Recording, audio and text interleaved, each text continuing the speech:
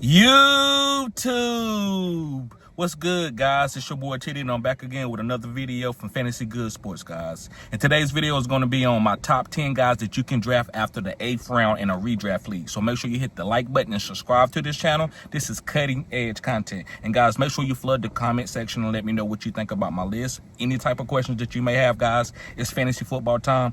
Flood the comment section, put the 100 symbol to let me know that you're rocking with me. So with no further ado, guys, let's begin. And I got a couple bonus guys for you too, so make sure you watch the whole video. So I'm gonna do it from 10 to 1, and these are guys that I'm drafting 8th round and later. So these are good values in the 8th round and later. Also, this was a recommendation video too. So the first guy I want to talk about is going to be Jalin Hyatt from the New York Giants. Now listen, Jalin Hyatt is one of the fastest guys in the league. He's top 10 fastest guys in the league. He's a great deep threat. If you go back to Tennessee when he came out of college, he was killing the SEC against top corners playing for Tennessee with the deep ball. So now I believe with Russell Wilson having one of the best deep balls in the game, that Jalin Hyatt has one play, big play type upside where he can get one play and he could have 15 points and be a top 24 wide receiver. So guys, draft Jalin Hyatt and stash him, or just put him on your roster, because I think this guy's going to have some boom games for you. Let's move on. I'm not going to hold you up on this video. My number 9 guy is going to be a quarterback from the Indianapolis Colts, and it's going to be Anthony Richardson. Guys, you have to take the chance on this guy when he's going like 8th round or later. Who cares? So you got your top quarterback. You may have Lamar. You may have Jalen Hurts, Jaden Daniels, and then you get AR. You might have a great trade guy. This could be the number 2 quarterback or number 1 quarterback, and you might can trade this guy to a team that needs an elite quarterback, and you can get a top stud. So draft Anthony Richardson, and if it doesn't work out, who cares? He's going 8th round or later. Moving on to my number 8, guys. This is a wide receiver from the Los Angeles Chargers, and it's going to be Quinton Johnson. Yes, Quinton Johnson. Now listen, we all know that he got butterfingers. No disrespect, Quinton Johnson. You're a great athlete. You're a better athlete than I am right now. But Quinton Johnson, guys, has a big play upside. I always like to have players on my team like this. You never know when this guy's career could change. He could drop a lot of balls and catch a lot of touchdowns. Who cares, right? Because he's going 8th round or later. So you have to take a chance on a guy like this who has 1st round draft capital and have the athleticism that he has. So let's move on to my number 7 guy. My number 7 guy is going to be Nick Chubb, the running back, guys, from the dang, I'm getting a brain freeze right now. From the Houston Texans, guys. I'm sorry, I got a brain freeze. Yes. So Nick Chubb from the Houston Texans, guys.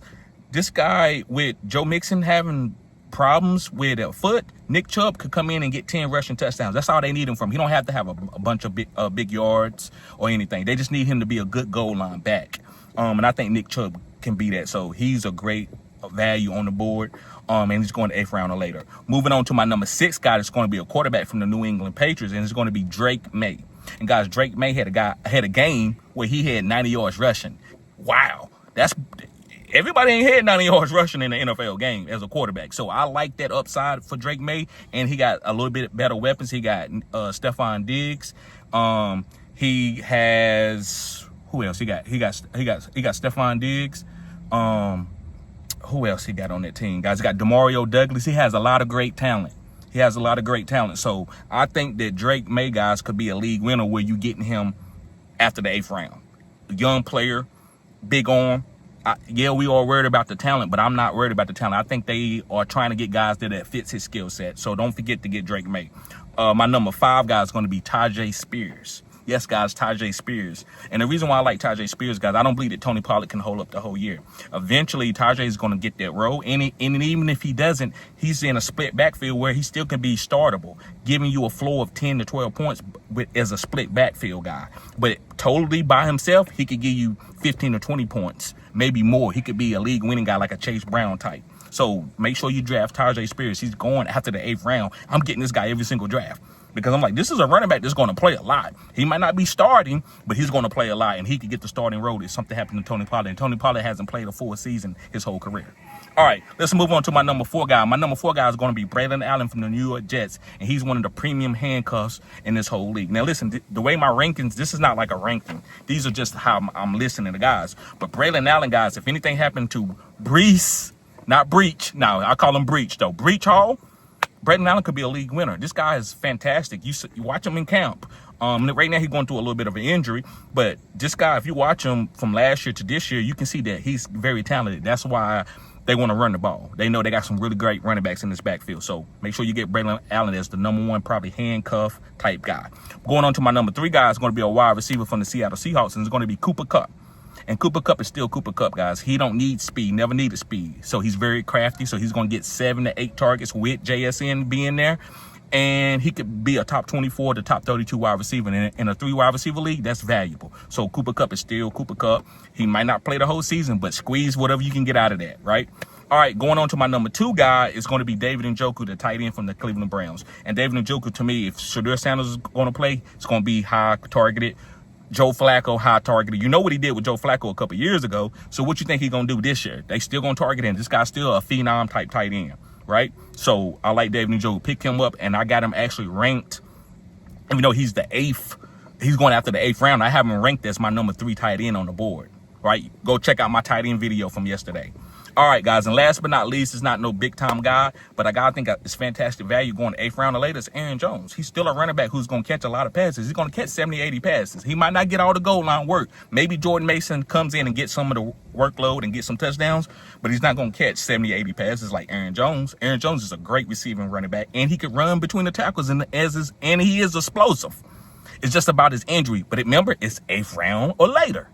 So guys, thank y'all for tuning in. I got 2 bonus guys for you, so make sure you watch this part of the video. Hopefully you didn't skip, but if you do, put the 100 symbol. Let me know that you support the channel, guys. You got any questions? Also sign up as a member of the channel. I got 4 different tiers. If you want a free consultation, all you gotta do is sign up as a Phenom member, and I'll give you a 30-minute consultation, and I can help you with a draft board or whatever you need. But yeah, my first guy that's a bonus guy is going to be Rashid Shaheed. A lot of people don't want to touch anybody on the Saints because they feel like that's garbage. But sometimes in life, depending on where you at, depending on where you're at in the draft, you got to go into the garbage and pick something out that can help you. And I think Rashid Shaheed on this team with his big playability, I think he can make a big play or two. So you want a guy like this on your bench, and you don't want to leave him out there in case this team switch things over and he start getting high targeted. Just have a guy like this who can make big plays, who was a top 5 wide receiver before he got hurt last year. He was a top 5 wide receiver before he got hurt last year. So make sure you get a guy like Rashid Shaheed who can make big plays. I think he can only help your team. And last but not least, for the bonus guy, is going to be Rashad Bateman. He's part of a great offense, a part of Lamar Jackson. And with Isaiah likely having the foot injury and getting surgery, I think Rashad Bateman could get a few more targets and have a few more big games and end up sneaking into the top 24 as a perennial wide receiver.